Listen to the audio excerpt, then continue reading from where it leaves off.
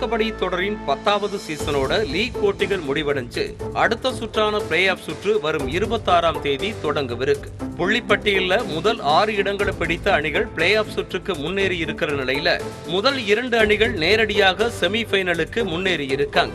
மொத்தமா 22 போட்டிகள்ல எல்லா அணியும் விளையாடி இருக்கிற நிலையில 17 போட்டிகள்ல வெற்றி பெற்று 96 புள்ளிகளோட புனே அணி புள்ளிப்பட்டியல்ல முதலிடத்தை பிடிச்சிருக்காங்க.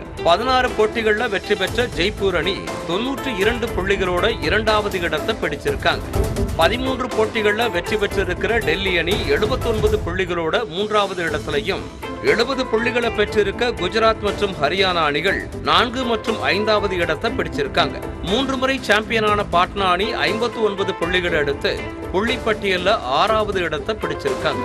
இந்த 6 அணிகள்ல முதல் 2 இடங்களை பிடிச்ச புனே மற்றும் ஜெய்ப்பூர் அணிகள் நேரடியா செமிஃபைனலுக்கு முன்னேறிய நிலையில அடுத்த 4 இடங்கள்ல இருக்கிற டெல்லி, குஜராத், ஹரியானா மற்றும் பாட்னா அணிகள் எலிமினேட்டர் சுற்றுல விளையாடவிருக்காங்க.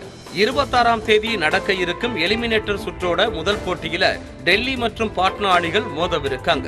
2வது போட்டியில ஹரியானா அணியை எதிர்கொள்ள இருக்கு குஜராத் அணி.